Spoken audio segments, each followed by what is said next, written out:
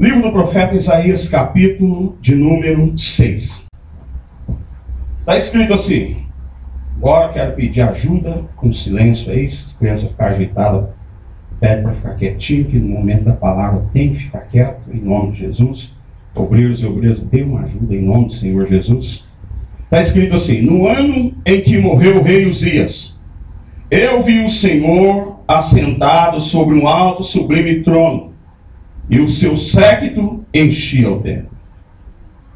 Os serafins estavam acima dele, e cada um tinha 6 asas, com 2 cobriam seus rostos, e com 2 cobriam seus pés, e com 2 voavam, e clamavam uns aos outros, dizendo: Santo, Santo, Santo é o Senhor dos exércitos, toda a terra está cheia da sua glória. Os umbrais das portas se moveram com a voz do que clamava, e a casa se encheu de fumo. Então disse eu: ai de mim, que vou perecendo, porque sou um homem de lábios impuros e habito no meio de um povo de impuros lábios. Os meus olhos viram o Rei, o Senhor dos exércitos. Mas um dos serafins voou para mim, trazendo na mão uma brasa viva, que tirara do altar com uma tenaz. Com ela tocou a minha boca e disse: eis que isto tocou os teus lábios, e a tua iniquidade foi tirada, e purificado o teu pecado. Depois disso, ouvi a voz do Senhor que dizia: a quem enviarei? E quem há de ir por nós? Então disse eu: eis-me aqui, envia-me a mim. Pode se assentar em nome do Senhor Jesus. Pai, em nome do Senhor Jesus, nós queremos magnificar o teu nome, queremos glorificar o teu nome, queremos exaltar o teu nome em espírito e em verdade. Queremos reconhecer, Deus, a tua soberania em todas as áreas, Espírito Santo. Queremos que o Senhor fale conosco, nos confronte, em nome do nosso Senhor e Salvador Jesus Cristo. Amém. Você que leu o texto comigo, observe que esse texto fala do chamado do profeta Isaías para a obra que Deus tinha com ele. Quando acontece um chamado na vida de um homem, de uma mulher, se o chamado foi feito por Deus, se o chamado veio da parte de Deus, se o chamado foi um chamado realmente do Senhor, se Deus falou, e se esse homem ouviu a voz de Deus, alguma coisa de especial tem que acontecer. A não ser que Deus não tenha falado, a não ser que não foi a voz de Deus, eu tenho muita dúvida, eu questiono muito pessoas que vê Deus falando noite e dia. Deus mandou te dizer isso, Deus falou comigo para te dizer isso, Deus falou comigo para te dizer aquilo, Deus falou comigo para te dizer aquilo outro. De manhã Deus fala uma coisa, à tarde Deus muda de ideia. Tem alguma coisa muito errada com essa pessoa. Ou é Deus quem está falando, ou ela está ouvindo qualquer outra voz, mas não pode ser a voz do Senhor. Pastor, por quê? Porque quando você ouve a voz de Deus, quando nós ouvimos a voz de Deus, alguma coisa acontece conosco. Alguma coisa tem que acontecer. Essa data tem que se tornar uma data especial. Observa que o profeta começa relatando o chamado dele. Ele diz: no ano em que morreu o rei Uzias, eu vi. Ninguém me contou, ninguém me disse, ninguém telefonou para mim dizendo: Deus manda te dizer. Mas ele está dizendo: no ano em que morreu o rei Uzias, eu vi. O que isso quer dizer? Eu tive uma experiência. Essa data me marcou. Essa data me balançou. Eu lembro quando foi que isso aconteceu. Foi no ano em que morreu o rei Uzias. Foi naquele ano que alguma coisa nova, extraordinária, bonita, divina, começou a acontecer comigo. Foi nesse ano que um homem ordinário começou a se transformar num homem extraordinário.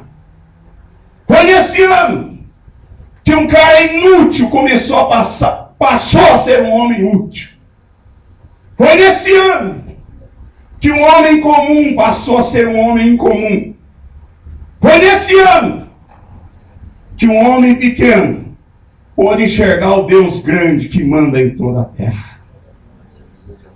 Eu sei que há muita gente aqui que ainda vive naquela base do Deus manda te dizer. Todo dia tem alguém ligando, olha, Deus manda te dizer. O Senhor me mostrou isso. O Senhor me mostrou aquilo. Eu não tenho nada contra isso. Mas a minha pregação do Evangelho, a minha maneira de pregar, a minha maneira de ensinar, não é uma maneira que faz de mim um homem especial. Eu sou o pastor Oswaldo, Deus fala comigo, não. A minha maneira de ensinar é que cada homem, que cada mulher, que cada criança olhe para o alto e diz, mãe, Deus falou comigo. Que não viva de experiência dos outros. Que não viva baseado no que os outros falam, no que os outros acham, manipulado por quem quer que seja. Olha o que o profeta está dizendo. Eu não sei, mas até lá então ele dizia, ele andava vivendo de qualquer maneira. Mas aqui ele faz questão de dizer, no ano que morreu o rei Uzias, eu vi, ninguém me contou. Experiência própria. Deus está chamando muita gente aqui para ter uma experiência própria com Ele. Para parar de vir na igreja, entrar, sair do mesmo jeito. O Deus a quem nós servimos está vivo. O Deus a quem nós servimos está vivo. Ele ressuscitou. Você não pode entrar na igreja e sair da igreja vazio. Você não pode entrar desmotivado e sair desmotivado. Você não pode entrar cambaleando e sair da igreja caído. Que cada culto, que cada reunião, que cada momento que você vem para a casa de Deus, você vem na expectativa. Vai ser hoje que Deus vai me tocar. Vai ser hoje que Deus vai marcar o meu ministério. Vai ser hoje que eu vou parar de viver baseado no que os outros me contam. Se os outros sentem, eu quero sentir. Se os outros têm, eu também quero ter. Se os outros expulsam demônio, eu também quero expulsar. Se Deus fala com ele, Deus vai falar comigo. A minha pregação hoje é para que cada um de vocês que entraram aqui saia daqui dizendo, eu vi. Ninguém ligou para mim me contando que viu. Eu vi. Observa que coisa interessante. Gente, o que eu estou cansado de ver pessoas chegando perto de mim. Eu estava atendendo pessoas quarta-feira. Chegavam perto de mim, Deus usou um irmão dizendo que viu isso na minha vida, Deus usou outro dizendo, eu falei, você viu isso? Não. Então, com todo respeito, eu amo todos os irmãos que viram coisas na sua vida, mas manda eles cuidar da vida deles. Você não é cego, você não é surdo. E se tem alguma coisa urgente que Deus queira te mostrar, Ele mostraria para você. Imagina o profeta Isaías tendo um chamado e Deus contando para o rei da Síria. Lá em Israel tem um homem, o nome dele é Isaías, eu quero usar ele no ministério. Isaías fala, você está maluco, pai? Mas não foi assim. Ele fala, no ano em que morreu o rei Uzias, eu vi. Ninguém me contou. Eu vi. Diferente. Outra coisa que você precisa observar, se você não conhece muito a Bíblia, Isaías era primo do rei. Ele era parente do rei Uzias. Certo? Ele era parente desse monarca. Agora, por que só quando o rei morre é que ele vê Deus? Porque muitas das vezes você confia em gente alta, gente poderosa, gente que tem status, e isso te impede de ver Deus. Enquanto você estiver baseado no meu primo meu pai minha mãe minha avó você não vai ter experiência com Deus. Deus não está buscando ser vô de filho de crente. É por isso que a Bíblia não tem um verso, não me lembro de um verso, que Deus aceita ser chamado de avô. Mas Deus tem filho. O que ele está ensinando com isso? A experiência da tua mãe não serve para você. Com você eu trato diferente. A experiência da irmã do lado não serve para mim. E ele está dizendo, no ano que morreu o rei Uzias, presta atenção aqui, alguma coisa, muitas das vezes, precisa morrer dentro de nós, para que o Senhor venha falar conosco. Nosso ego, nossa preguiça de buscar a Deus, nossa vida de pecado, nossa natureza carnal. Por isso que Paulo ele fala uma coisa que muita gente não presta atenção. Mas Paulo fala assim: fazei morrer a vossa natureza carnal. E ele fala também: eu esmurro o meu corpo, eu bato em mim, para que depois de eu haver pregado a muita gente, eu mesmo não venha me perder. Há muita gente aqui que Deus fala no Espírito. O Senhor quer mostrar a glória dele para você. O Senhor quer te dar experiência nova. Mas você está vivendo muito de recordação do passado. Eu fui usado. Eu cantava. Eu já fiz. Deus está mandando perguntar para alguém aqui: eu estou morto por acaso para não te usar ainda nesse tempo?